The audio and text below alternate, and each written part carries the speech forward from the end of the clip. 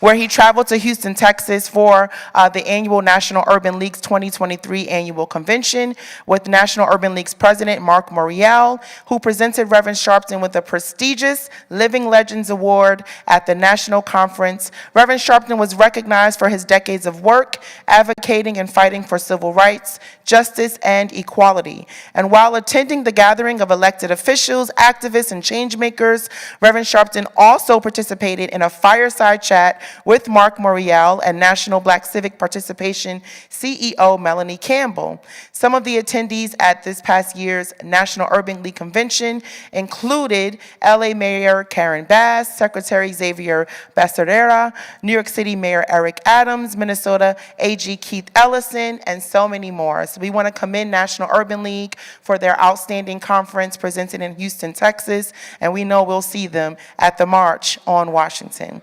1 month till the March on Washington. With only 1 month to go to the 60th anniversary of Martin Luther King Jr.'s historic March on Washington, Reverend Sharpton and Nan's team have been working tirelessly in preparation for this massive gathering. I hope y'all are all confirmed and reserved, have your RSVPs in, you've registered to get on the buses, because we're going to Washington, D.C. We're going to fight, and amid alarming threats to civil rights and democracies, we're going to stand up and stand in a coalition of a diverse alliance of Black, Brown, LGBTQ, Asian, Jewish, AAPI, and so many others for this Solidarity March next month. Want all of you to know about it and to tell your friends and family about it. Join us in Washington, D.C. As always, you can go to our website, www.nationalactionnetwork.net, and get the information. Thank y'all so much. Thank you, Dominique, and happy birthday.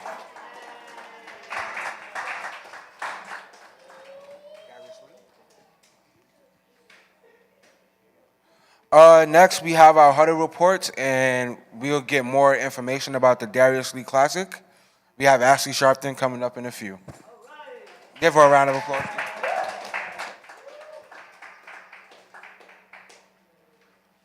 Thank you, Oos. And I believe there are flyers in the back printed out from last week as well. But everyone say Darius Lee. Darius Lee.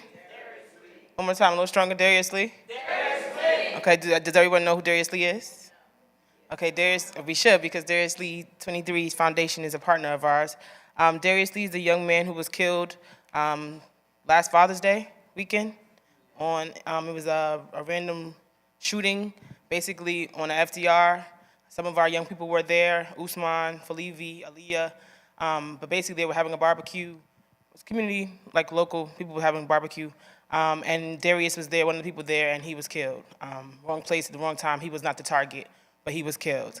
And Darius Lee was a rising basketball star. They say he was fire. I never saw him play, but they say he was on the way to the NBA. So his family has continued his legacy and kept his name alive, even though they never received justice. The Adams administration has been working with them. NYPD is supposed to be working with them, but to this day, they have not found out who killed Darius Lee.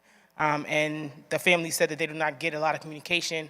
A lot of the political leaders who were there for the press conference, everybody was over there when it happened, and a lot of people have disappeared. So continue to pray for this family, but the family have come together with people in the community who are still standing with them, just like Treese, just like I, and these people have come together to have the first Darius Lee 23 Foundation Memorial Classic.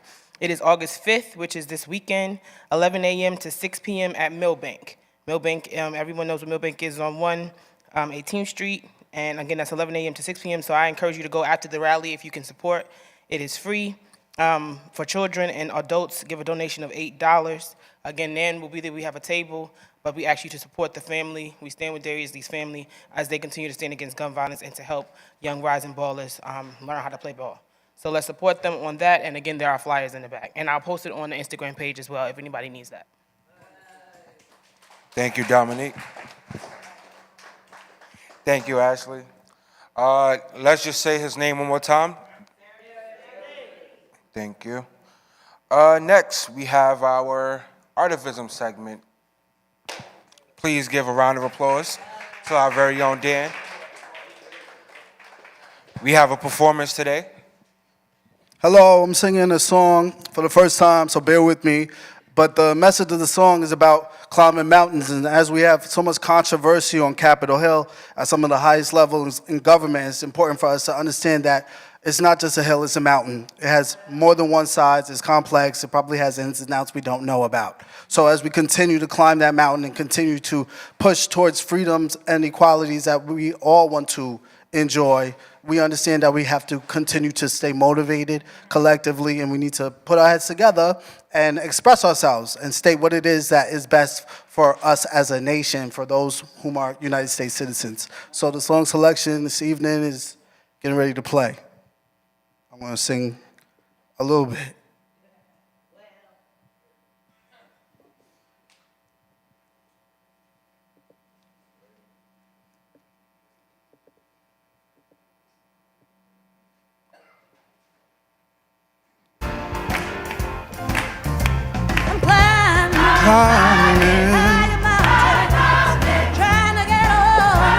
Trying to get home, climbing the high mountain. I'm climbing high mountain. I'm climbing a high mountain.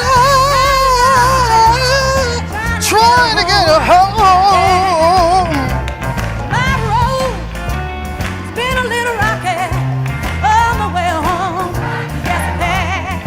My road is rocky, trying to get home.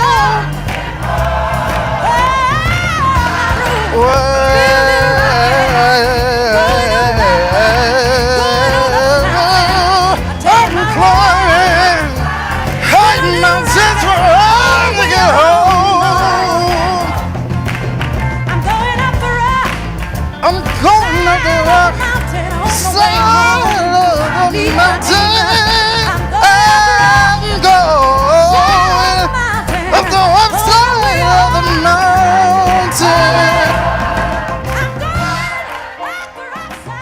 Amen.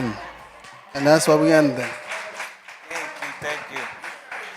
Please give a round of applause to our very own Dan.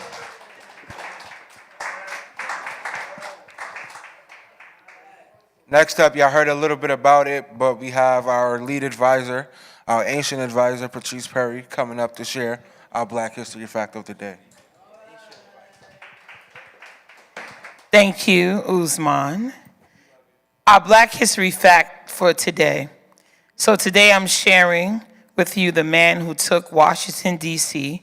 by his quick wit and frank talk. As on this day, Adam Clayton Powell, Jr., was elected to the United States House of Representatives. Where Negroes provide 20% of the vote, they should have 20% of the jobs, said Adam Clayton Powell, Jr. On July 30th, 1945, Adam Clayton Powell, Jr. made a successful run for Congress as he took a Democratic seat in the House of Representatives, becoming the first African American hailing from New York to be elected to the House. Born on November 29, 1908, Adam Clayton Powell Jr. succeeded his father, Adam Clayton Powell Sr., to become minister of the Abyssinian Baptist Church and worked as a community activist for Harlem. Powell was elected to the House of Representatives in the mid-1940s. He became a champion civil rights reformer, also making great strides in education and labor. He faced controversy for some of his behavior and commentary. Powell died in Florida in 1972. Adam Clayton was born in New Haven, Connecticut, to Mattie Fletcher and Adam Clayton Powell Sr. The family, which included daughter Blanche, moved to New York when the senior Powell took a clergy position at the infamous Abyssinian Baptist Church. The junior Powell went on to attend City College before transferring to Colgate University in Hamilton, New York. 2 years later, he earned a master's degree in religious education from Columbia University and then furthered his divinity studies at Shaw University. Powell's career would eventually take a turn for the worse in the mid-1960s, when the congressman was accused of being in contempt of court by New York State over the James charges. In light of the newly garnered negative publicity, Powell retreated to Bimini in the Bahamas. The House of Representatives voted Powell out of office in 1967, though the Supreme Court would rule 2 years later that Congress had no jurisdiction to remove him from his seat. Powell was reelected to Congress in 1968. He lost the Democratic primary in 1970, however, to Charles Rangel by a very slim margin. And keep in mind, Charles Rangel was at the rally a few weeks ago. Powell chose to follow his father's footsteps and enter politics, becoming a member of the New York State Assembly, unsuccessfully campaigned against Rangel, his father's earlier congressional opponent, in 1994 and 2010. Research more about Black politicians, and you can always share this with your children. Make it a champion day. And that ends my Black History fact of today. Thank you, Madam Patrice. Membership and text alert. Is everyone here an updated member? If you aren't, it's time we get that fixed. If you want to stay informed and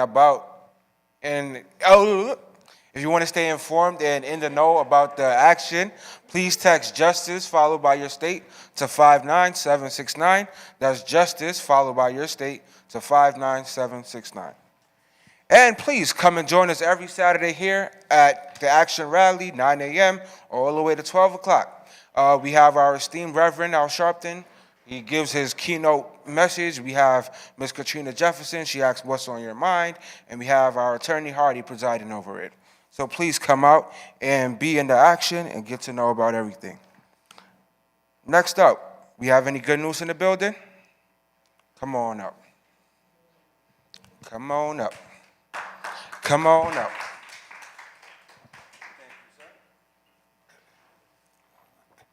How's everybody doing? I was wondering if I could get 2 minutes of your time.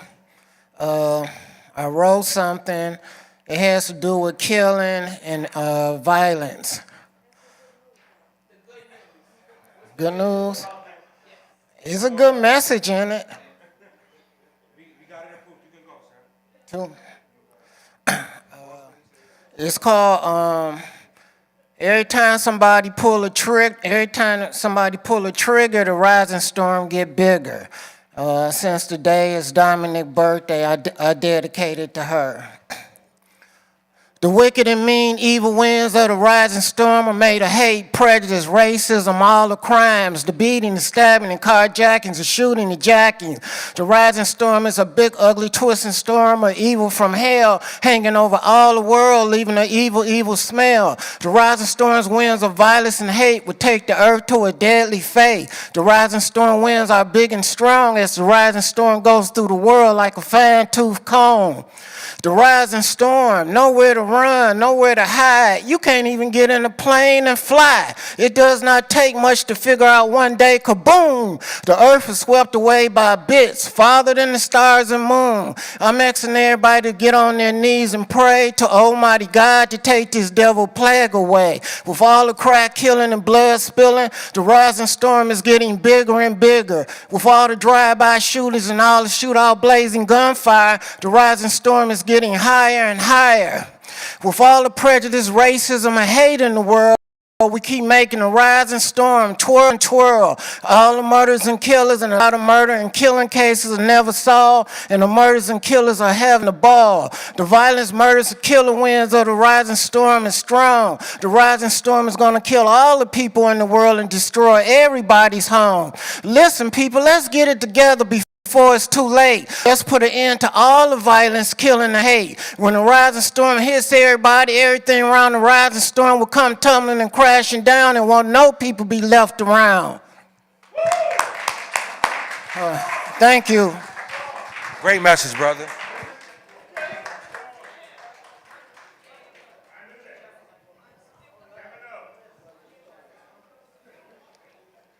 I was going to let one of these ladies go first because I didn't want to come behind what he just did. But my good news is that I got a chance to hang out with my family big time this week. My youngest daughter, she turned 36 on Thursday. I was the first person she spoke to, and she had that daddy's little girl voice. Oh my God. She lives in another state, so I couldn't come over there and catch up with her, but I love this so much. It just warmed my heart up. And then I got a chance to hang out with my sister and my cousin and one of my nieces today over in the Bronx. We was hanging out and talking stuff. And then on the way over here, they drove me from Pelham Parkway to across the street. I got a ride. I had to take the subway. Yay, that was good news too. But we got a chance to talk about some of the things that happened when we was kids we used to complain about, and we was like, oh, I remember that. Oh, and you never said that. So we got a chance to expose ourselves for about an hour and a half on the ride here. So that was my good news. I just loved it.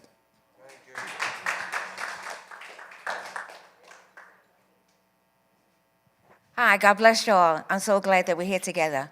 In listening to the Black History Fact on Adam Clayton Powell Jr., I remembered the day I went through some of my papers and I saw that I have my baptismal certificate that shows that at 16 years old, I was baptized at Apple Senior Baptist Church, and the signature is Adam Clayton Powell Jr. Yeah, I just wanted to share that with y'all. Thank you. That's some good news. Hi, everybody. So my good news is that the movie Blue Beetle will be starting in next month. And I think that's a movie that everyone should go to see because it's a Hispanic cast. And as you know, we have a lot of Hispanics coming into New York every day, up to 500 every day. And to see so many new movies coming out, and we have a cast of Hispanics, I think it's very interesting. Also, the person that's like the villain looks like Hillary Clinton, you know? So I really think you should keep that on your mind to look at Blue Beetle, which has a huge, huge poster in Times Square.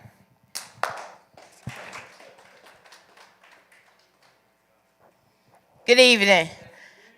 Okay, I know I got my 36-year-old son live with me. I'm trying to get him out.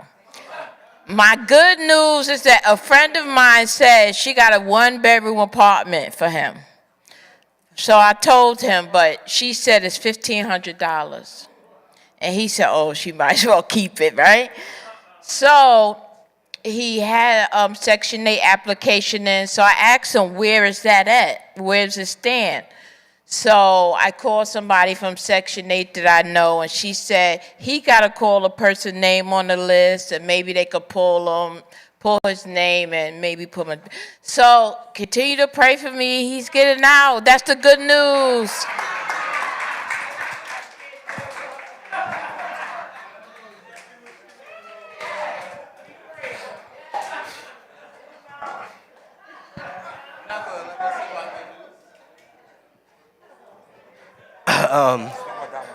Oh yeah. So for my good news, I actually got to share with Usman. Yesterday, we were able to get some free tickets to the Beyonce concert, and you know, we was kind of jealous. We saw Damo go. We was like, nah, we want to go too. But you know, shout out to 100 Black Men for, of course, giving us the opportunity to go. But that was an amazing, amazing performance. I'll be talking about that all week, so you're gonna get tired of me, right? But yeah, that's my good news.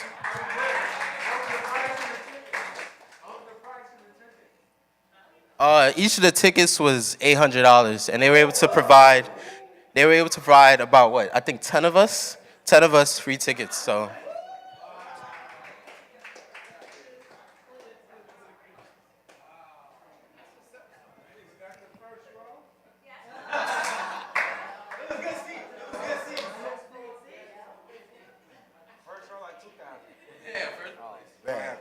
All right, so my good news is I went to visit my grandma in the hospital today, and she's feeding herself. She's talking real good. Her face is clear. So I'm really excited and happy about that. My good news is I saw Patrice dancing when we were celebrating Dominique's.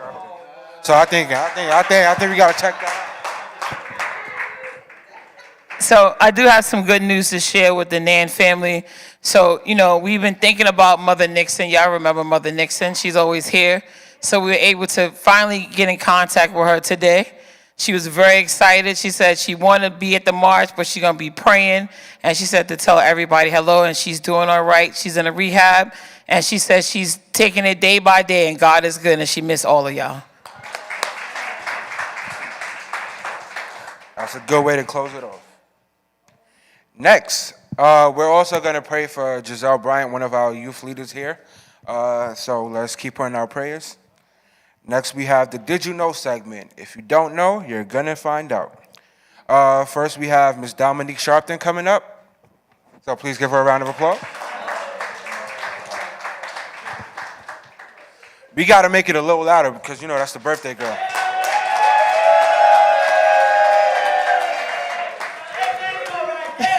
I feel like Reverend Daughtry.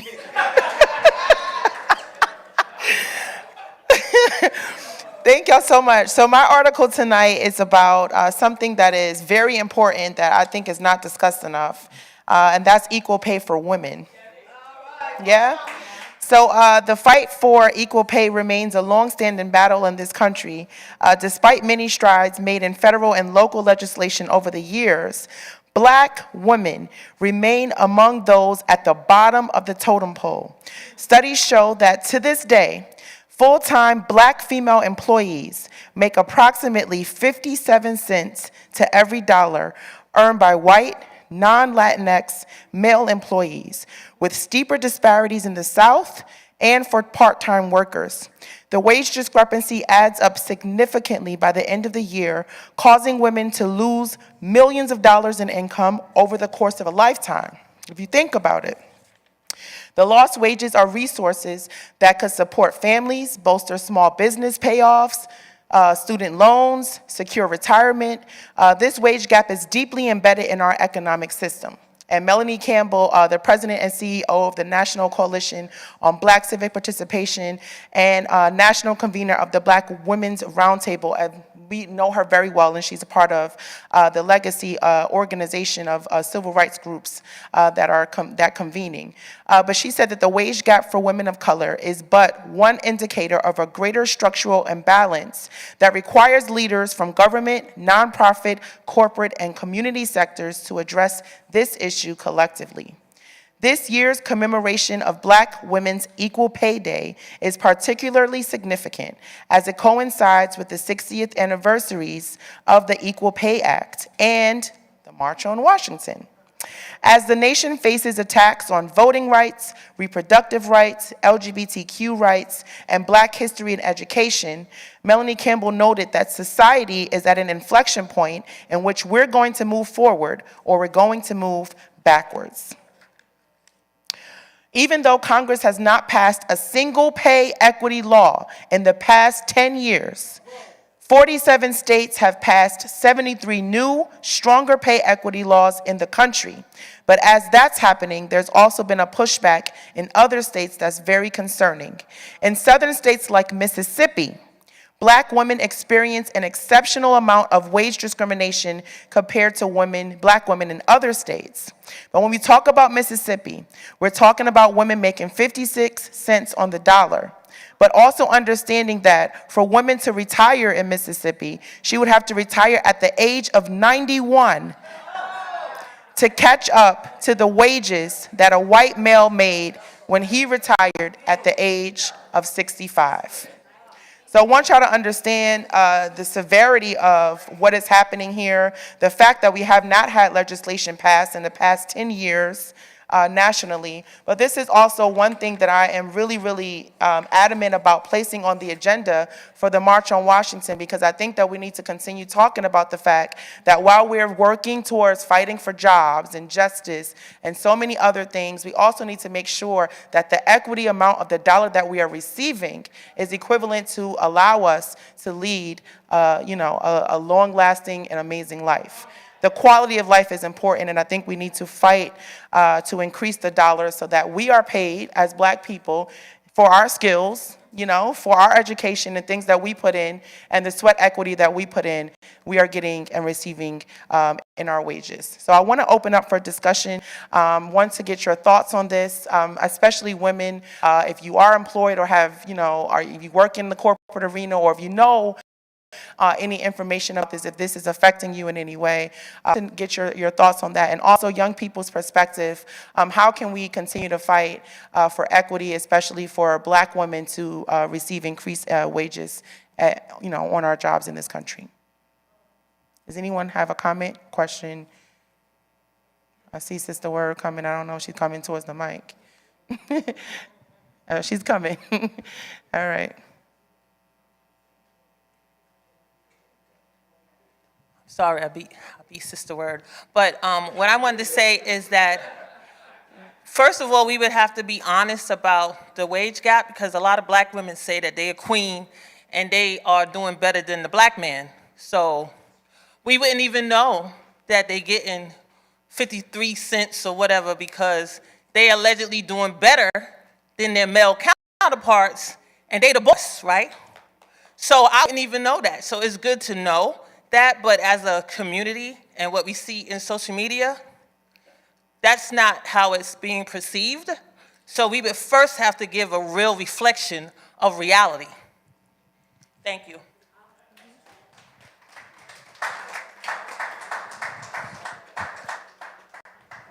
Okay, this is really disturbing to hear that this is even a problem. It seems so easily to be resolved.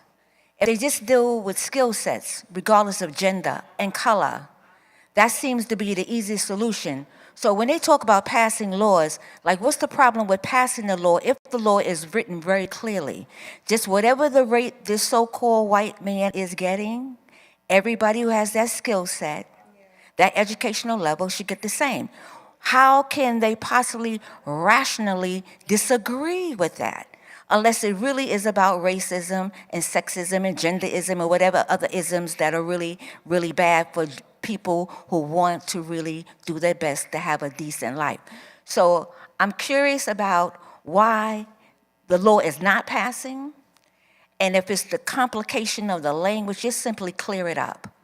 Whatever this rate is that is given to this, see, I don't even want to say the white man. Whatever the highest pay is, whatever the standard pay is, give it to everybody who has the skill set. It's very easy to resolve. Thank you. Thank you. I mean, I just want to connect these to the decisions that have been happening so far, like student loan debt. They rejected that. Affirmative action, they took away that. Black women hold the highest amount of student loan debt, and that's because they're educated as well. And affirmative action was put in to help give us a leg up, because they're already overlooking us, they're already underpaying us. So you take away both of those things, how are we going to be able to get some equity? And now we're seeing, there's studies to prove that. We're not just crazy. We know the system is unequal, and they're not trying to remedy that, and that is a problem, which is why you should come and join us August 26th, 2023, for the March on Washington. That's going to be in Usman's speech. I just wanted to say, and often just add this, because it was quoted in the article, and Usman and Sister also spoke about this, but despite often being primary caregivers and breadwinners in their families, Black women's educational attainment has continued to soar. 4 times more Black women received a bachelor's degree in 2021 through 2023 than in 1977. So I'm talking about recently. Nevertheless, Black women are still paid less than non-Hispanic white men at similar and lesser education levels. And similarly, the National Women's Law Center found that Black women are starkly overrepresented in the 40 lowest paying jobs compared to their white counterparts. So ultimately, the biggest and most effective solution would be federal legislation. Black people have historically, needed federal legislation to push local government officials to follow the pursuits for change. And ultimately, this collective that we're working together as we're going to Washington, D.C. on August 26th in hopes of sparking good trouble that drives not only everyone, but particularly women, particularly Black women, to be paid for their worth. So with that said, as we prepare also for another major election year, educating oneself on current affairs and voting in national and state elections is paramount in forging a path towards positive change and equal wages. Ultimately, Black women's equal pay day is about more than a paycheck. It's about radically changing the future. So as we spread awareness about Black Women's Equal Pay Day, let us not only honor our resilience, but also pledge to transform our realities. Thank you so much.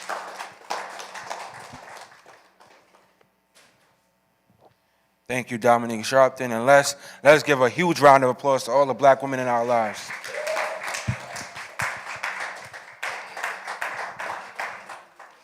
That was weak. That's all we got. Let's hear it one more time.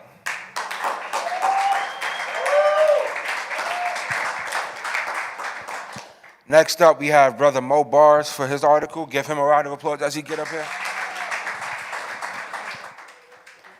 We might have a new challenger for that bars part of your name. Huh? New challenger for the bars. It wasn't that fire. It was good.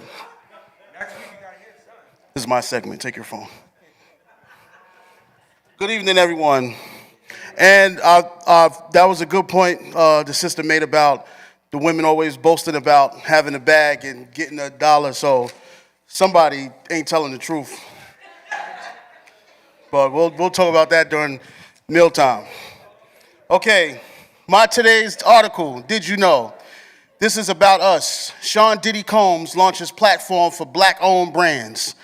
This is about building our own infrastructure and ecosystem. Combs said about his e-commerce platform Empower Global, which launched last week. Los Angeles, Sean Diddy Combs wants to strengthen the Black dollar. The music mogul is spearheading a new online marketplace called Empower Global that will specifically feature Black-owned businesses. I want to create our own Black Wall Street, Combs told the Associated Press about his e-commerce platform, which launched last week. He feels passionate about building substantial wealth in his community similar to the Greenwood community, the thriving Black-owned business district in Tulsa, Oklahoma that was decimated in a 2-day attack by a white mob in Oklahoma in 1921. So he's trying to bring it back. Combs said he's not looking for financial benefit after he invested 20 M's into Empower Global, which allows consumers to purchase products exclusively created and sold by Black entrepreneurs. The curated marketplace featured Black-owned brands will allow consumers to purchase clothing, shoes, beauty accessories, including skincare and fragrances, and even wall art. The platform was designed and created by 2 Black-owned companies, Tech Squad and Chat Desk. The platform launched with 70 brands with plans to introduce new Black businesses monthly.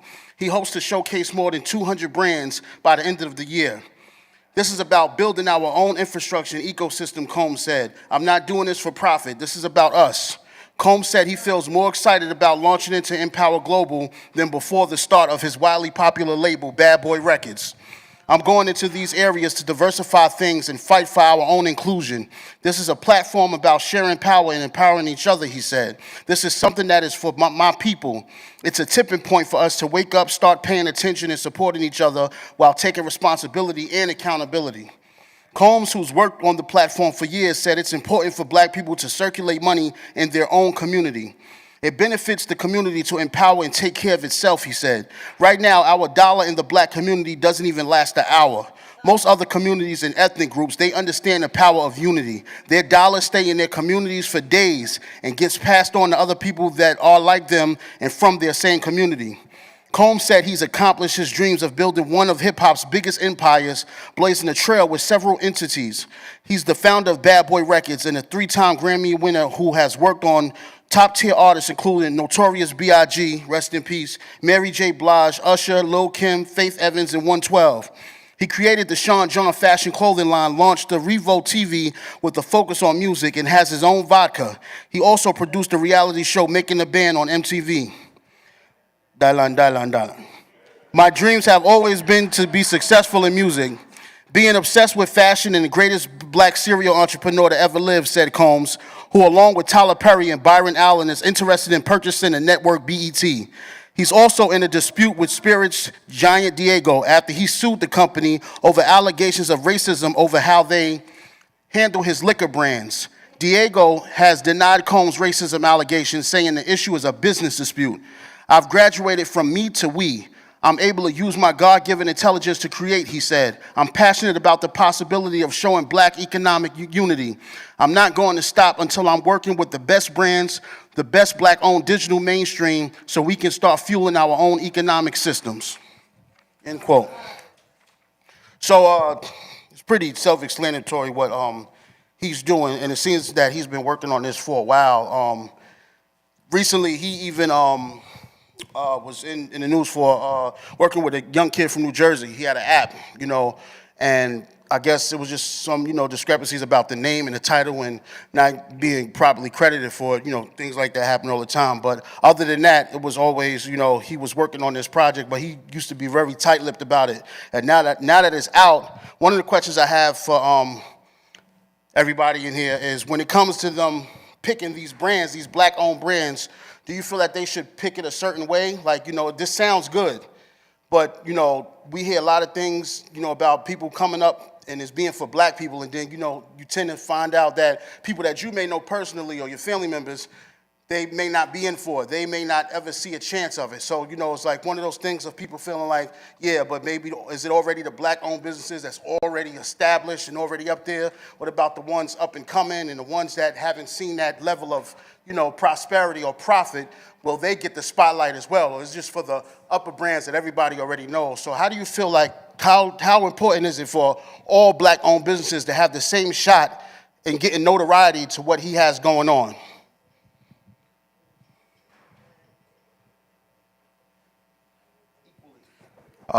So first, I am a business major. My concentration is marketing and a minor in entrepreneurship.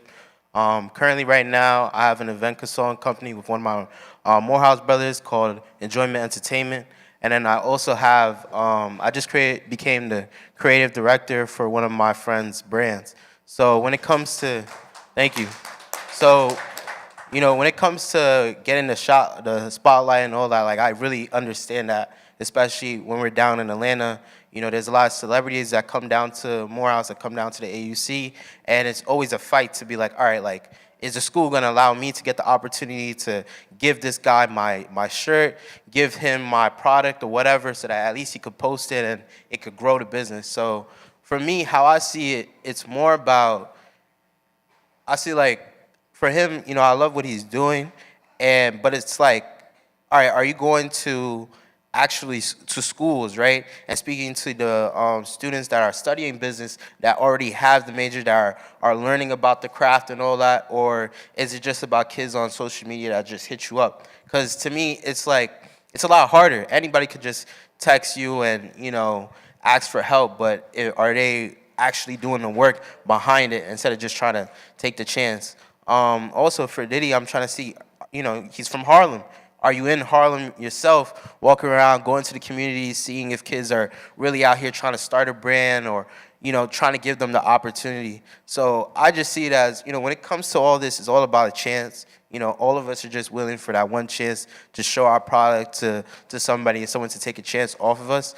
But I hope he's actually being really thorough with it, and that's my saying. Thank you. That's exactly what I was looking for. Thank you. Thank you. Ms. Word? Yeah, I watched some of the programs on Revolt, and one program I watched is Bet on Black. And this show gives new entrepreneurs who are struggling financially to pitch their product and their skill set and their capacity to fulfill orders. And it's a competition. And the person who presents the best, meaning that if they become popular, they actually can fill orders, they'll win the money. That will help them progress. So now hearing that P. Diddy, Sean Combs, is now implementing this new program, I personally would want that the first companies that enlist in this program are really companies that are able to deal professionally with orders, the quality of the product, because that would mean they'll be getting the money.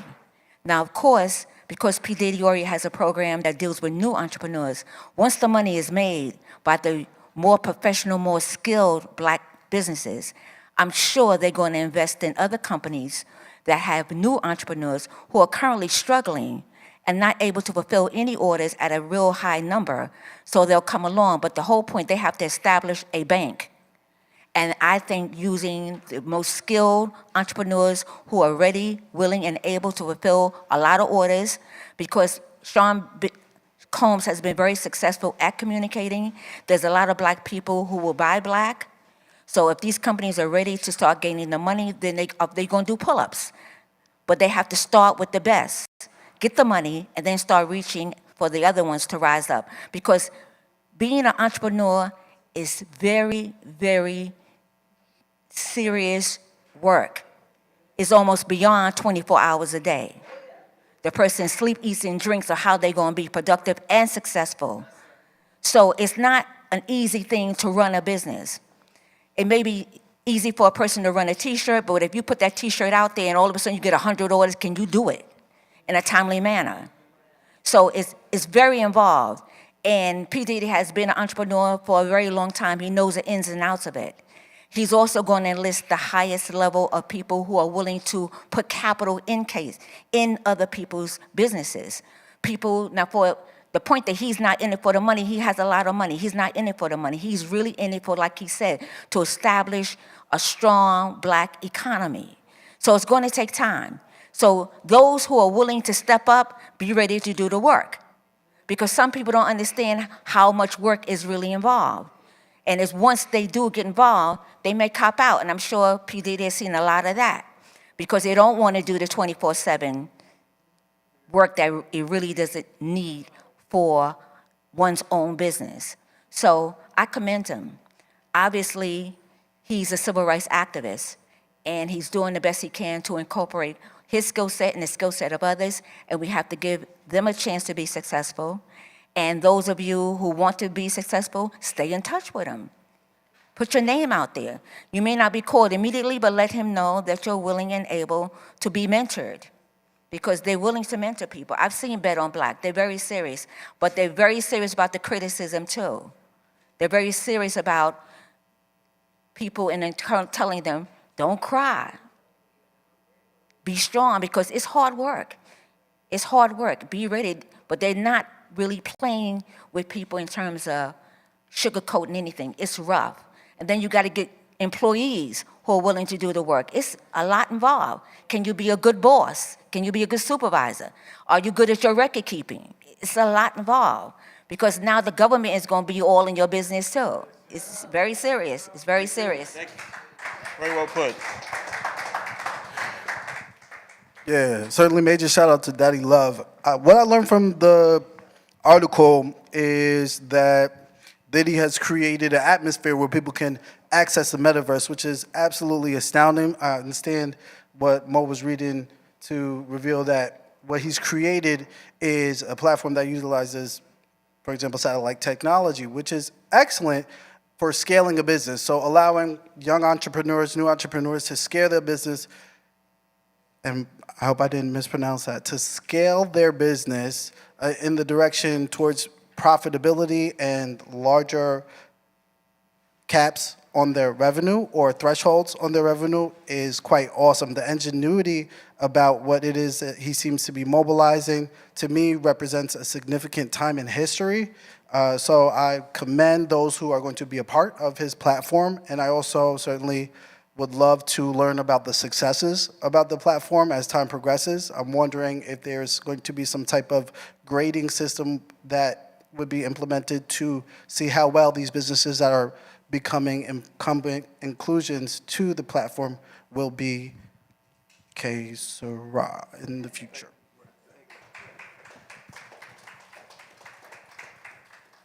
All right.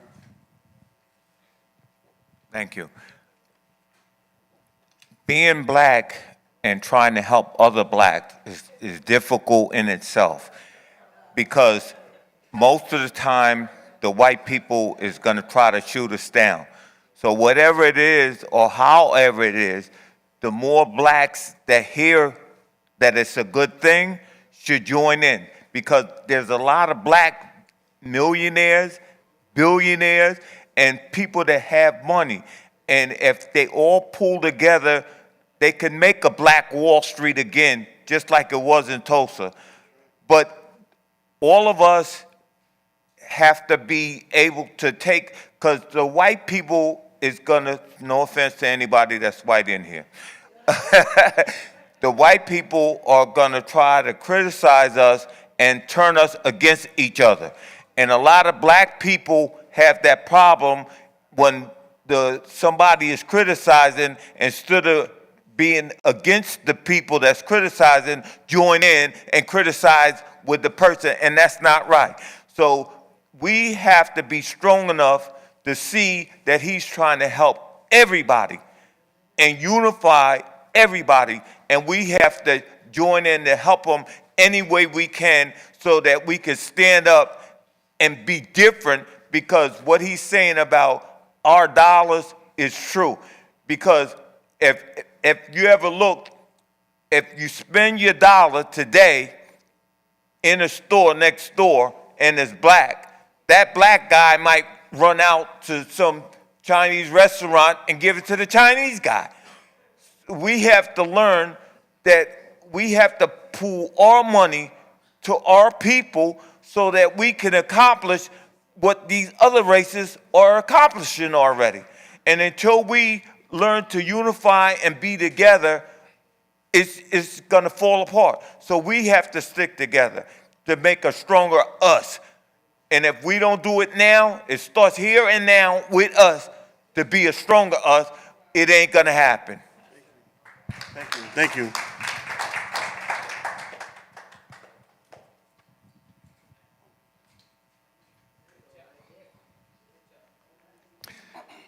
Everything that I heard is amazing and great and accurate. And I see that there's at least two other things that should be added that I wish that P. Diddy would bring to what he's doing. One, financial education, meaning understanding how to generate money regardless of if it's through your business or not, so you never feel poor, you don't feel desperate, you don't feel like you got to get bully controlled or any of that other stuff. One of the 5 golden rules I'm present to is called, the business rule is called, the one with the gold, rules. And so you don't want nobody ruling you when you're running your business. That's the first. The second thing is relationships. Now, people who own businesses, you know, they have you do your job, and you know you better do your job, and they network and all that stuff, but you really got to know how to take care of the relationships, even with your staff. You want to have a culture where people love coming to work, right? They love coming to work, because if all you get paid is money, you ain't never going to get paid enough. So that's those two things that need to be put in. I hope somebody can tell that to P. Diddy, because I don't know her yet.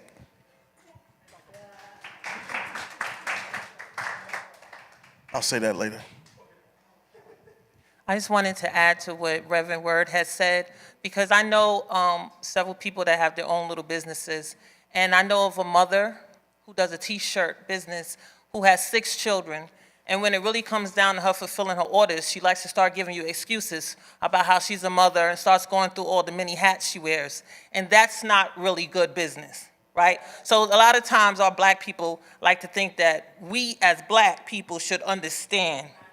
Okay, that's what they like to do. Okay, they be braiding. I know braiders, American braiders, I'm sorry. When it comes to American braiders and African braiders, the African's gonna do the job. The black American's gonna be playing around. They're gonna braid your hair around the edges and then try to tell you to come back another day to finish it up. It's a lot of games. They play a lot of games. And then they wanna get mad if you criticize them. And this is a problem, criticism. When it comes to business with black people, they like to play a lot of games with you and act like, look, we black man, understand the black man. And it's like, come on, you know the struggle. And it's like, okay, I'm just not gonna do business with you. They wanna come whenever time they feel like coming. We had an appointment at 10 o'clock, you come at 5 and say, oh, you know, it was traffic. Always excuses, no time management. And you get tired of it. Let's keep it real. If we gonna keep it real, let's keep it real. What Reverend Word is said is so excellent and so true. We got to get the excellent people, because a lot of our people like to give us excuses all day. And then that's why we don't do their business with them. They don't give us, they don't do right. And they always got some excuse, and it's just tiring. And then you try so hard. I mean, I got 6 children. Okay, good for you. Let them help you do your work. Let them help you. Get them in part of the business, because nobody got no time for all this stupidness. Very well put. Here at the huddle, we're all allowed to have a moment. All I wanted to say was that there was this worst case scenario of a brand that happened called Pink Sauce, if you guys may have known about that. Basically saying there was this lady, right? She started a business. It was a sauce brand, classic deal, things like that. Had dragon fruits. It was a milk product. And it had 2,000 servings per jar. Over hundreds of calories. 2,000 servings. As you may expect, the nutrition facts were broken. It wasn't FDA approved, and the color it showed in the brand was different depending on the jar. So the coloring wasn't consistent, and when everyone was like, hey, this isn't a good brand, it's like, no, this is a good brand. I promise you, it's a good brand. It was not. It did not end well. And that's all I say. I understand exactly what you mean by you should get his point just by him telling that story. You should understand what he means. How you doing, Huddle? So there's so many points I wanted to touch on because y'all know economics is my favorite subject, right? I've been talking about this for years. Going back earlier to the first Did You Know, for us to be only making 57 cents on the dollar, we are responsible for trillions of dollars being spent within this country alone. You understand? So if we took some of that money and put it in our own community, we would not be at the bottom of the totem pole. Because here's the thing, every other race supports their own except us. You understand? In the Jewish community, the money recycles 27 times.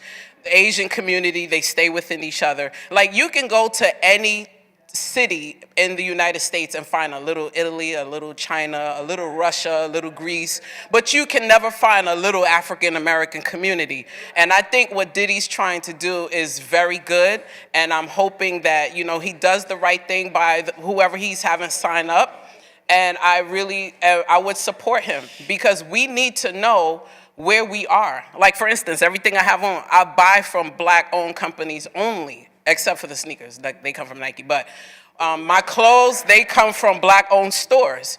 And it's hard to find them, but they're here.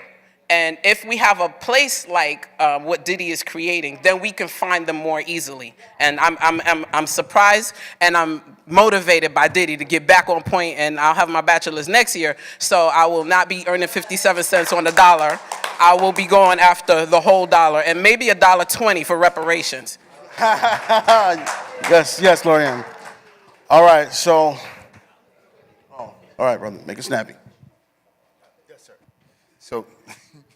So as I looked at it and I was endeavoring to do some similar things like that myself, and I heard a lot of brothers saying, I'm militant and I'm ready, I'm militant. I think that we should use exactly the things that they're trying to use against us for the bettering of ourselves. Like when they're trying to integrate all of themselves with all of us and just keep our money rotating with us so that we don't segregate ourselves and make ourselves an easy target. As I remember Reverend Sharpton speaking about, they want to put you all the way up so that you could be an easy target. So we try to, make sure that we camouflage ourselves inside of everything. I have different thoughts about the business, but I think all of you guys touched on a lot of things, and it's good enough. But all I just want to say is don't make yourself an easy target to get shot down real quick. So make sure you stay right around them so they feel like, well, the only way I'm going to get them is if I get myself. You know what I mean? And that way, it'll be a lot harder for them to fish things out. Thank you. All right, so, just to wrap it up, I just asked that question because, reading the article before I even came up here and read it, I noticed in one of the paragraphs they was just talking about specific branding, and they was talking about like liquor, clothing lines, and fragrances, skincare, and respectively, those are business, but there's so many other black-owned businesses. There's other categories, like multimedia, you know what I'm saying? Like, even National Action Network, the moment that, Nan printed their first shirt, they became a brand, you know what I'm saying? The moment they made the news, it became a brand. It may not be a brand in the traditional way of the way Dior, Versace, and stuff like that is, but everything is a brand. It's known. It's worldwide known. They know they know, even if they don't know the mission of the brand, they know it exists. They know it's around. So although I commend, this is Diddy. He's from Harlem. Like, we have a relationship, although it's a idea he came up with, how many people are really going to get touched in the black community that has a brand? When this kicks off and you see all these brands and you got all the other brands looking up on the come up, they feel like they'll never reach that. They feel like they'll never get in contact with anyone that has anything going on with that company or anything like that. So I just feel like when you're making something like this, I feel like there should always be a development department. Like I know Ms. Word said on the show, they have some type of show. I haven't seen it. A lot of people, they watch Revolt and it's not what they think it is. It's like just a bunch of show after show, and sometimes Revolt can be kind of boring, so that's why I don't really watch it as much. But I feel like when you coming up with things like this, there should always be a development department for those brands that's not ready, that don't have the staff, for those brands that don't know how to fulfill the orders right away. Like there should be, if we're gonna do this for our people, let's make sure we do it all the way. Of course, we're going to take the people that already have their stuff intact out the gate, but there's so many other aspiring brands other than clothing and fragrances and stuff like that that really can be effective in our community and in the world just as long as they get the right shot. So I feel like a development department, like record labels have artist development and talent, you go to press and media, you learn how to talk in interviews and stuff like that. I feel like if you went this far just to do it for black brands, why not open up a department for black brands on the come up that need to be critiqued and taught how to do certain things, and then you can send them on to the next tier and they can go on and be just like the other brands that were already established. So I just feel like that was my point in asking that question. But other than that, everybody gave some good points. I hope that when this kicks off, that Diddy comes to Nan first, it checks in, because he has a relationship. He has a really solid relationship with Rev and the daughters and us, so he got to check in because there's a lot of aspiring businesses here. So I hope to see some Nan logos on those events and then Revolt, and we're going to apply the pressure like we should. So that's my segment. Thank you.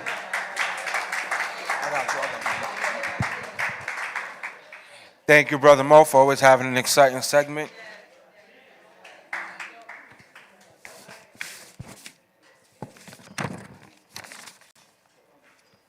What I would like to add to that is, what do we have now? We always have to start somewhere. So if Diddy is going in that lane, we have to get somebody else to go in that lane, because not everybody could bear that burden. And we all, as a black community, there's a lot of things that we need to fix.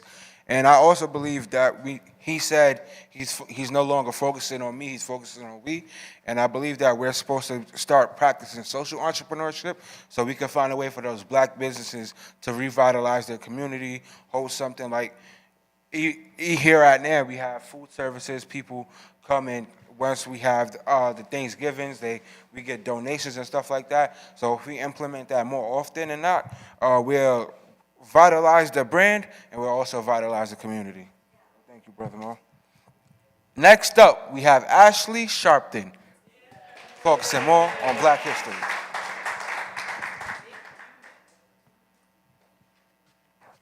Hello. Bear with us, y'all. Yeah, bear with us.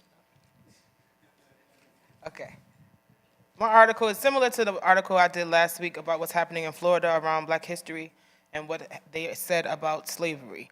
And Ron, I'm going to call you up because I want you to share your idea about the library here. You weren't here last week, but I shared your idea and I want you to share it because I feel it's related to this. Okay, so just be ready at the end. Sorry. Yes, I put you on the spot. Yes, I did. And Ron's a teacher, so it fits. Okay, the title of this article is Florida's New Standards for Teaching Black History Are Part of a Long Tradition of White Supremacy. Okay. And it's written by Rand Miller. That's important in regard to the article. The long war on Black history continues. The state of Florida approved a new set of standards for teaching Black history, and students at the state's Public high schools will now learn that slavery was a benefit to some black people because it taught them skills. Sorry. Consider the language from State Standard 68 AA 2.3, which examines the duties and trades performed by enslaved Africans, such as farming and blacksmithing. The instruction includes how slaves developed skills which, in some instances, could be applied for their personal benefit. That's what it says according. What's more, additional state standards are asking educators to discuss with students how slavery existed before 1619, which means it's not their fault, and acts of violence that were perpetrated both against and by black people, including during race riots such as the 1921 Tulsa Massacre. Were I simply an educator, this is the author writing, the person that wrote the article, I'd be disheartened to read these words, but I'm a black educator. When I read these words, I think about my kindergarten through 12th experience. I think about the many lessons my teachers failed to teach because of the traditional practice of whitewashing U.S. history. Now, decades later, I anticipate Florida students receiving a deficient retelling of history, similar to the one I received. It's as if nothing has changed. Needless to say, the Sunshine State's new standards were deemed a step backward by a state teachers union. Both Vice President Kamala Harris and NAACP President Derek Johnson have also condemned the new language. The approval of these standards is a continuation of Florida Governor Ron DeSantis' war against black history and black studies. It's an attempt to codify a sugar-coated telling of history that fails to wholeheartedly acknowledge enslavement as what it is, a violent evil that deemed African people as unhuman to justify an economic system that enriched the capitalist class of white settlers. What's happening in Florida isn't anything new. It is a mere continuation of the white supremacist tradition of whitewashing history. And I just want to add that Megan Buckley sent this article, and she thought that it was important for us to note that. So I'm going to say that sentence again. It is a mere continuation. What's happening in Florida isn't anything new. It is a mere continuation of the white supremacist tradition of whitewashing history. Throughout history, publishers, universities, religious authorities, and social activists were responsible for disseminating the ideology of white supremacy and black inferiority through books. For the longest time, this ideology included the myth that black people were gifted civilization, government, and religion as a result of being transported to Europe and the New World. Now the state of Florida adds to that the gift of skills and competencies. So basically, it's like they saved us from Africa. Here's the truth. African people had civilization, government, and religion long before they were stolen for labor with the mighty empires of Ghana, Mali, and Songhai that we know of. Likewise, African people had plenty of skills and competencies prior to their arrival on the shores of the Americas. According to the Encyclopedia of African American Society, planters in the southern states had to learn from West Africans, such as the Ashanti and Yoruba people, who knew about crop rotation and the importance of diversifying crops. Africans also knew how to grow rice and manage plantations. Simply calling African people taken from their homes slaves, rather than saying that they were enslaved or an enslaved person, is already a denial of their humanity. I'll say that again. Simply calling African people taken from their homes slaves, rather than saying that they were enslaved or an enslaved person, is already a denial of their humanity. But to say that Africans acquired skills as a result of enslavement is a denial of the genius that's responsible for the skills they had gained prior to their enslavement. The standards also failed to differentiate race-based chattel enslavement in the Americas from the historical enslavement that occurred worldwide prior to 1619, where enslavement wasn't based on race. Crucially, the standards failed to acknowledge that race riots weren't perpetrated by African Americans, but by mobs of violent white people. The authors of the article's quest for the truth about black history, or the writer rather, which I didn't get as a student, led me to the classroom to become an educator. Were I a teacher in Florida, my quest to teach the truth would have me removed from the classroom, possibly by the angry attendees at a school board meeting. Historically, efforts by white supremacists to perpetuate the myth of black inferiority inspired by W.E.B. Du Bois, Carter G. Woodson, and others to fight back by writing books of black people and black history. It inspired me to write a book for kids about stories of black resistance. May the efforts of these fights over freedom and black education inspire us all to fight back with the sound of our voice or the stroke of our pens. And that was written by Rand Miller, who is an educator and freelance writer based in South Jersey. I want Ron to come up because basically last week we talked about how we can fight this. And of course, we talked about education and the beauty of books and people hiding our history in books. And I know me and Ms. Pinnell talked about it briefly after. I don't know if you want to add anything to the conversation, but it's just very, very important that we all know what's going on in Florida.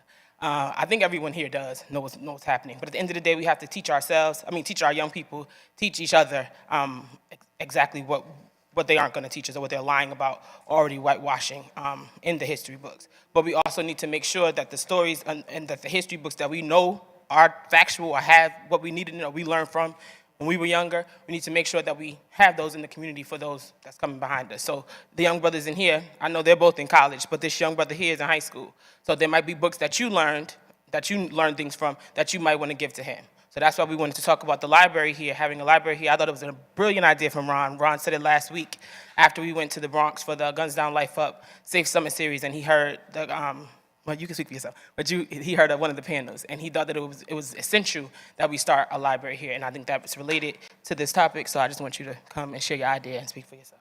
Also, as a Black educator, you can share your thoughts. Amen, and thank you for the opportunity to be able to share my thoughts on this. This is not just an attack on the Floridians living in Florida, it's an attack on all of us, and we all must join in on the fight to do what we can. I am an educator, I'm a minister, and I'm also an activist. It is important to understand that this is not something that comes just from the heart of DeSantis, but it comes from the devil himself. And when you understand that we're not just fighting against a man, but we're fighting against a system that is set up to perpetuate a lie so that we can be marginalized. But if we take up the word of God, no devil could stand before us. There's a story in the Bible of where Jesus is fasting in the wilderness after he's baptized by John the Baptist. And in the moment, the devil is presenting him and tempting him with things that he feels that Jesus will fall for. And the Bible says that Jesus begins to quote scripture as the devil is coming at him with scripture. But you cannot fight the devil with what you do not know. The Bible says in Hosea chapter 4:6, my people are destroyed from a lack of understanding. And so it is, I'm sorry. She called me up here.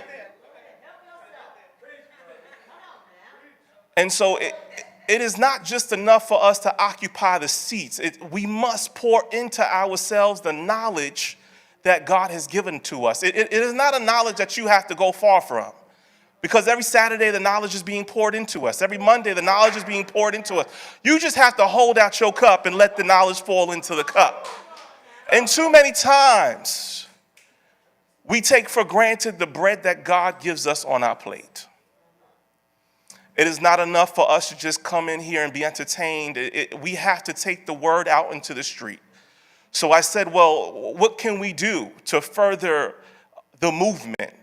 Because the movement without the knowledge is not going to get us to the next step. It is not just words that are going to get us to the next step in the movement. It's also about what we do. We have to speak truth to power. And the power is in the Spirit of God himself. I'm getting too religious here. But what we must do, just to wrap this up, is to create a curriculum that educates not only the young, but a lot of us here who do not know. Because what they're doing is they're taking our history and trying to rewrite it. And when they begin to rewrite your history, they can tell you your name and rewrite your name. We were talking about branding. They brand you. We are still branded today. My name is Ronald McHenry. My forefathers didn't come here as McHenrys. I don't even know what my name was. But it's okay because God bless you. We're planning to start a library. We're planning to write curriculum so that we can all become and live in the purpose that God has for us. Amen?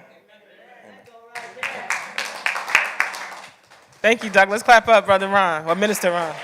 Come on, Ms. Fennell. Dr. Fennell. Hi, everyone. My main purpose in life right now is empowering our young people. That is my main purpose, and I have so many ideas, and I can't wait to share with Ashley. Just like 3 years ago, we do toys for tots. I want to do stocks for kids, something that they can have when they grow up, and they be looking at stocks every day. That's one of my biggest goals. But getting back to the library, one of the things I would love for everybody to do is not only read, but we still have some living legends here. We really do. Last July, Miss Sarah Collins Randolph, she was the fifth little girl in the 16th Street Baptist Church bombing. She was here July of last year. And she has a book. So don't just read her book, but follow her on social media. She's very engaged, in her and her husband. Wheeler Parker, who unfortunately is the last person from the Emmett Till kidnapping, he's still alive, still goes all over the place, teaching and everything. I spent 2014, Victoria and I spent like 4 days with him. Well, in Connecticut, on his speaking engagement. So these are people that are still alive. He's the only one left from Emmett Till. The Till family had a lot of friends here and then. I know Erica Gordon Taylor, she was a cousin to Emmett. Her mother is still alive, thank God, Miss Ollie Gordon. She was the one who told Mimi Till Mobley that Emmett was dead. She's on social media. So follow these people. That's another way to be in touch with our history, is to follow the living legends that are on social media. Okay, so not only read their books, but also follow the ones that are still alive, because you can get so much insight from them. Thank you, Ms. Pinnell. And I'm going to share her good news because she hasn't shared it here yet. But for those who know who Ms. Pinnell is, and they know her beautiful daughter, Victoria. Victoria was with us since she was a little girl because of Mary. And she went away to Duke University to pursue, her degree. And this year, this past May, she graduated from Duke University. So let's clap that up. That's huge. Now you have to clap that up a little louder than that. So I just want to salute you, Mary Pinnell, for all you do. Victoria is one of the most incredible young people we've seen here. So just to hear that, she graduated from Duke. Duke is an Ivy League, prestigious university, talking about Black history. And in order for her to go there, she had to know where she came from, and she finished. So I just want to salute to you, because that was not an easy journey. And I know, well, congratulations. All I wanted to say was that when it comes to history, it's like, whenever you mess up in history, or whenever there's like a problem, like, I'm saying this completely in like sarcastic tone, it's like when the Nazis came here and they wreaked havoc and stuff like that, not talking about neo-Nazis in America, completely different, thing. The Nazis themselves, they came to Germany because there was a problem. They solved that problem and created a huge problem in between that. Auschwitz, the Jew massacre, the Jew stereotype and all the stuff like that, not relating that to here. But necessarily, if that history ends up getting rewritten as them helping Germany, which, by the way, they did not do. Germany did not rewrite history to be like, hey, the Nazis helped us. No, they immediately erased that history, and it's a complete crime. So how is slavery the exception to that? Not going on. Well said, young man. Well said and well thought out. It's a great point. And they probably would never do that because, When I heard that what DeSantis was saying pertaining to Florida and basically criminalizing education in Florida, so I'm also an educator and in Harlem, K through 6. And I just want to share one situation that I was involved in when I was substitute teaching. I was covering for a teacher who was absent, and it was in December. So I really thought I was going to be there for the Christmas party. So I gave instructions on that. But I also used the opportunity to teach them about Kwanzaa. So when they finished their regular academic work, I explained what Kwanzaa was. I drew the Kanara, and during their time, they could do any art they wanted to, but including the Kanara. So this one particular day, I think I was there for like maybe 3 days, and the teacher walked in, and it was a white teacher. I mean, that's important to say. She walked straight to my drawing of the Kanara and Kwanzaa and tore it down immediately. All right, so I'm at my best self, so I had to, just stand still for a moment, because this was in the 80s, so I'm a little refined older lady, but at that time I was kind of like really rough. And I really didn't want to mess my whole status up. So I just told the student, I said, you saw that, right? I couldn't go into detail, but we have been blessed with some children who really are blessed with the Spirit of God where they, yeah, we're going to watch her. Watch this teacher. Listen to what she's teaching you and how she's teaching you. So that was the best message I could leave them. Now, when it came to DeSantis in this 2023, when I heard that statement, I know there's a whole lot of people, including black people, who really in some way didn't know how to challenge that. Knew it was wrong, but you got to come with a comeback verbally to challenge this verbal attack that is going to be implemented first with words, which affects the psyche. So I know a lot of people didn't know what to do with that statement, including me. I knew he was wrong, but how am I going to rebut that? So I thought about it. And the one source that came to mind, and I give God the glory, was the Bible.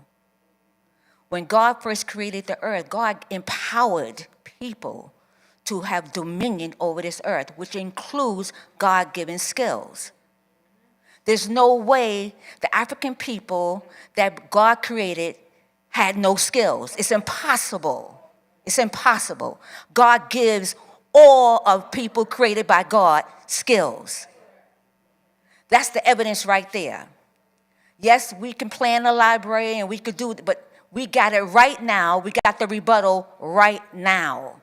God created us, therefore we have God-given skills. And that's right. Including the God-given skill to learn what we need to learn in this current day and times. That's why they banning books again. But back in that time, you get killed if you read a book. So they know our skill set is God-given. They know it.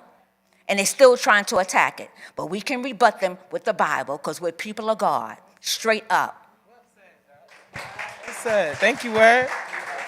Mo, Levy. Well said. I don't have no closing statement. One of the things I've always appreciated is, my African heritage back home. I was originally born back in Togo. I always go back as much as I can. And one of the stories that, because there's a old slave house that they preserve that I always visit, and I always try to listen to the stories of my elders. And so a couple of years back, what I've learned was that when slavery did come to Togo, my village on my father's side actually did fight back. And it was a very, bad massacre because, of course, the technology we have wasn't the same.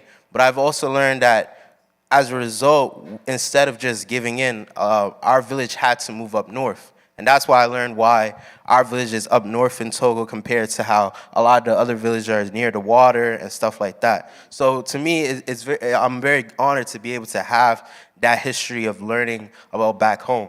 But also, I love my history of Harlem.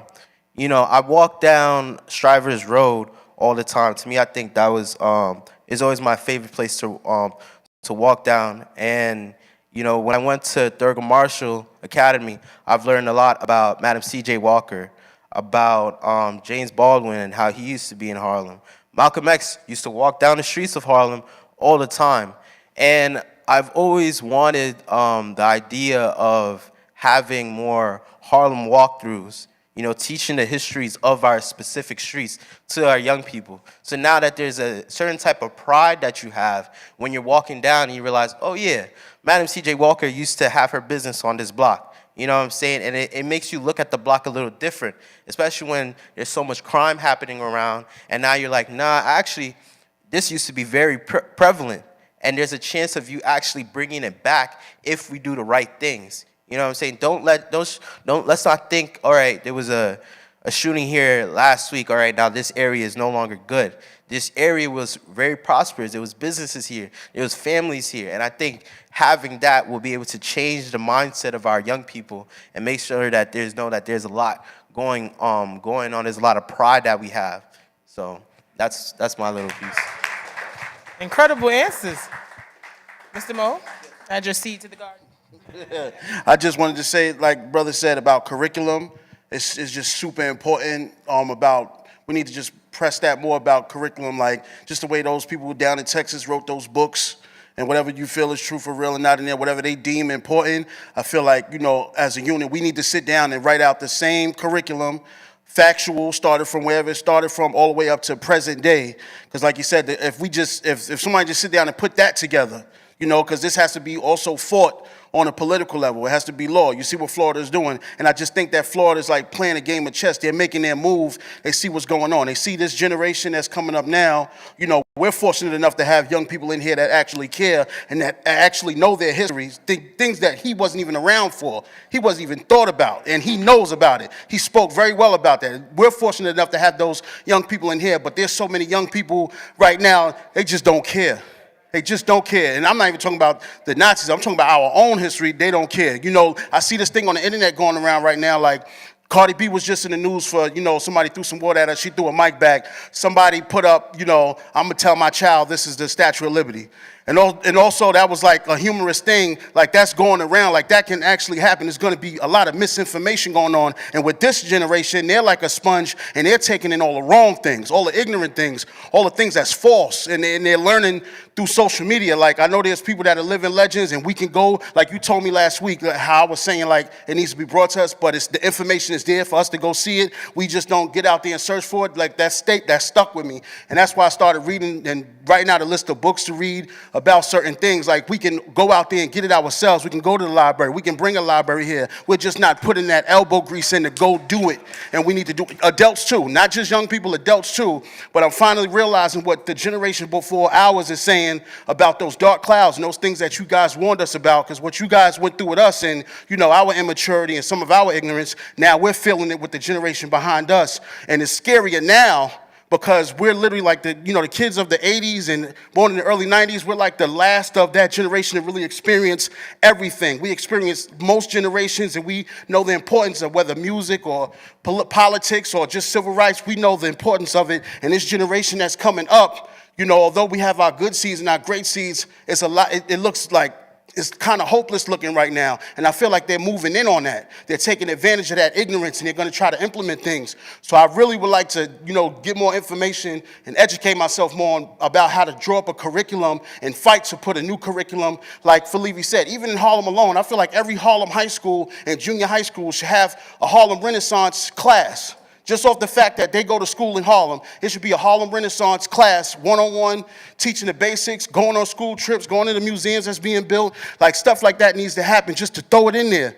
Because that's the stuff that, they're going to have to use down the line in the future when they graduate. They say certain things that we learn is not worth learning, like calculus and stuff. We're not going to use that down the line. This history that we need to learn, we're going to need that down the line. We're going to need to pass that along and keep that going. So I really would like to, get a team together and learn how to write up a curriculum and pitch it to who we need to pitch it to so it can politically be passed as a bill or whatever needs to happen. Please.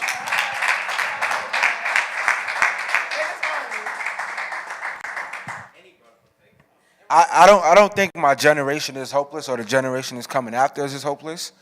I was one of the kids, that history class, I was on it, I was on point. While I was being suspended in detention, I was acing history regions and stuff like that. But I didn't learn that Christopher Columbus wasn't the first person to come over here till I was in my AP class in 11th grade.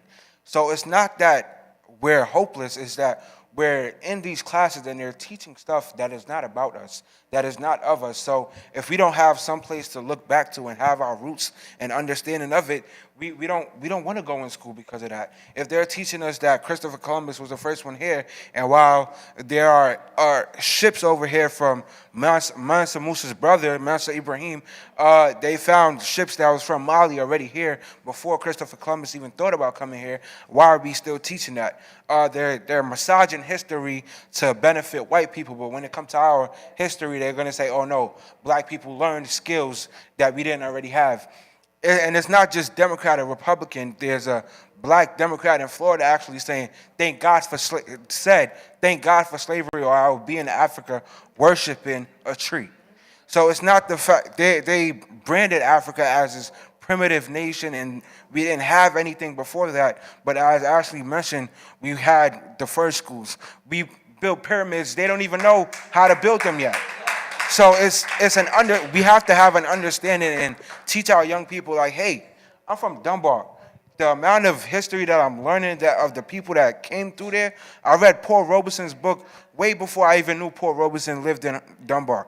I'm finding out that Madam C.J. Walker had a school or a bank under there or something. And it's like, once we start teaching these people history, I'm like, yo, it's different.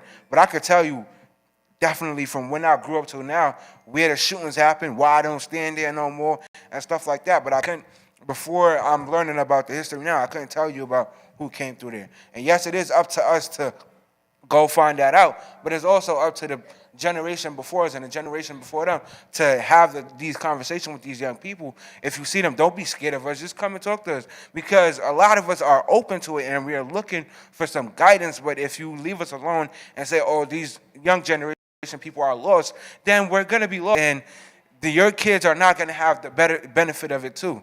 And JT just handed me a book, Constitutional Policing, Striving for a More Perfect Union, by our own Michael A. Hardy. He's the editor of this book.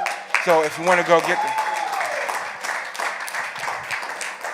And this speaks to me because not only am I a political science major, but I'm also a criminal justice minor. And some of these books we're reading, the professors, they have their own books. They rather give those books, make you pay for those books. But there's books out here that we can read, books from people like us and about us. So I'll continue to fight for this, and we should write up a curriculum. We have people in the mayor's office. We have David Banks, they come here before. Let's write up that curriculum. Let's present it to them. We need this from pre-K all the way up, because we need to take out the stuff that's already wrong and put in the stuff that's correct.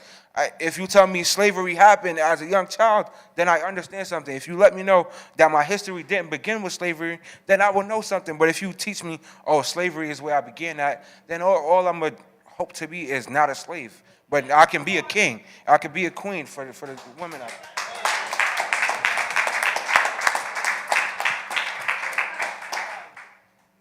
So as I'm listening to all of this, and I'm considering it and understanding, the different things that came through slavery and people hurting us, and I realized that, I was putting together a presentation, and I got to the point where I said, I wanted to say it starts at home, and then I began to realize that everybody's home is different, even though where home is where the heart is. Do you wake up on the street? I was in Yonkers, and I was working on a building, and I met some people, so I go back up there and hang out with them. And when I'm leaving, the bus system is real slow up there, so it take a long time. I notice kids 11, 12 years old just walking the street. What y'all doing out here? I'm in that type. What you doing out here, shorty? Why you not at home? What's wrong with you? I ain't got no home.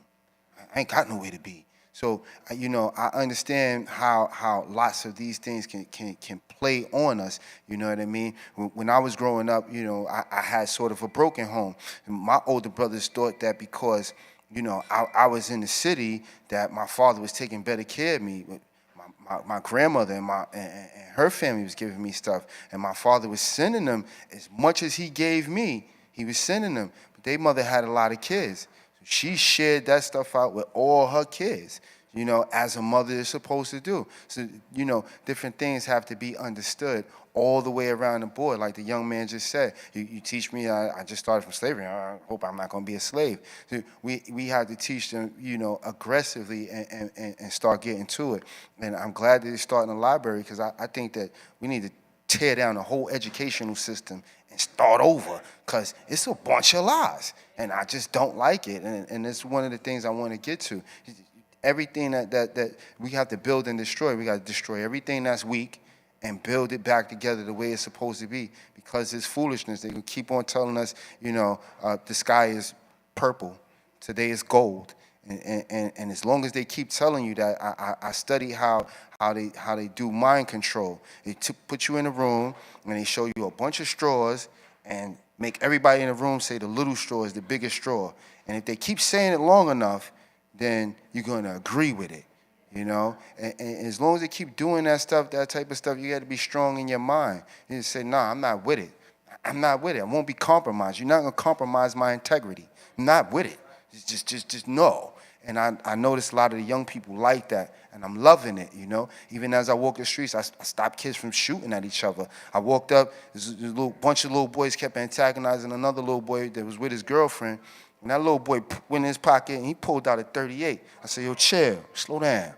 Told the other kid, yo, back up, shorty. Then he's like, you still here? I'm looking at them like, I could beat all of y'all up by myself, but y'all running to go get a gun after I sent him home with his gun. Chill out, man, you know? Some young people have to be willing to listen, and then you know, the peer pressure of each other, you know what I mean? The music, these A&Rs want them to keep singing, I'm on drugs, I'm shooting it up, I'm taking your girl, I'm giving it back to her. And you know, I think about my son, the rapper. He said one time on TV, he said, you took the neighbor out of neighborhood, and now you're all saying we in the hood. You in the neighborhood with your neighbors. You treat your neighbors good, you know? So that's what I think about it. Thank you. Our last words will be from Gina, who started our education committee, which I think is interesting because this is about education. And of course, like Oos said earlier, we have to bring it back to why we are marching on August 26th. Education is on the ballot. Our voting rights is on the ballot. Black history is on the ballot. Our future is on the ballot. So our last words from our education. Okay, so I have some wonderful news. So our superintendent, Sean Davenport, for District 5 in Harlem, has re-changed the name, not only from the Mecca House, but to the Mecca House Harlem Community, to brand Harlem for its own, and that has taken a spin in a lot of other, like East Harlem CEC is now East Harlem District 4, and Brooklyn is doing the same thing. So everybody is claiming, you know, their section to make it spin out. But the important news is that at the Harriet Tubman School, PS 154 is where the new exciting reading program will begin, and it's all about people of color to educate our children. So the thing is that Dr. Davenport has put, oh, and I got reelected to the CEC 5 again to the council, so thank you. So right now, we are diligently working, and Dr. Davenport, we're going to have to invite him back to the stage because he is putting a tall call to order. And we are reaching out to the community for community to get involved with the reading program and with other studies, because this is a community effort, and that's why he decided to name District 5 the Harlem Community for the school, because Harlem is important, and you know, he is from Harlem as well. So we're going to invite him back to the stage. Dominique, I'm going to have to send her email and get a date, and he'll give you more information. And in the meantime, I will put some information out. Thank you. Okay. So also, Nyan Youth and College Division is creating a policy agenda. Obviously, it's still in the works, and if anybody has policies that they would like to send to us, of course, you know, we're going to be venting it and make sure that's something that we stand for. But you can send it to youth@nationalactionnetwork.net. This is a growing document of the policies that we're going to be presenting, especially for the march on August 26th.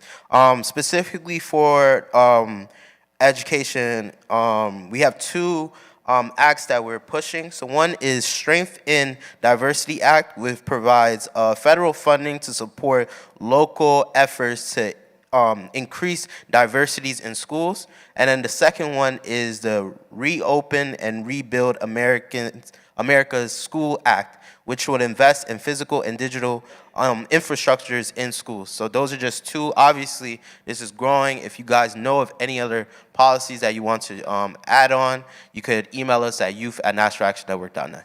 Thank you. Thank you. Everyone say protect Black history. Protect Black history. Protect Black history. Protect Black history. I just want to salute our leadership, Usman, Falivi. I'm very proud of y'all. And everyone, this entire segment, from the beginning to end, from Ron, to everybody who gave a response. We've been doing Huddle for 10 years, and sometimes, you hit or miss, people get lost in it. Every single person added something of value today, and that's the type of thinking and that's the type of leadership that we need to be on. So I just want to salute everybody, but salute to you both, and thank you for what you're doing.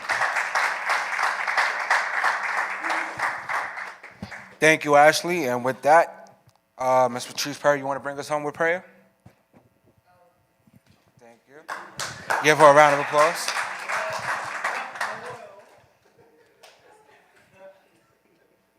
Our elders in the building, you gotta. Let us pray. Most gracious and wise God, we thank you again for hearing our prayer as we opened up this huddle, that someone will leave here with a better understanding, better energy, better motivation to become greater than they are. Thank you, God, for the house of justice, where you can come in and walk out feeling brand new, feeling renewed. Thank you, God, for every young person that's here. Continue to hold them up when they sometimes feel like they're weak. Continue to be with them. Continue to be with their households. We never know what someone is going through, but we know that if they call on your name, if they ask you for help, God, you will send help. So, God, we ask you to bless the food, bless the hands that prepared it. Thank you, God, for the hands that serve it each and every week. God, we ask you to continue to cover us, continue to be with us. And this we ask in nothing but your matchless name, that every knee must bow and every tongue must confess. All of your children said, God, amen.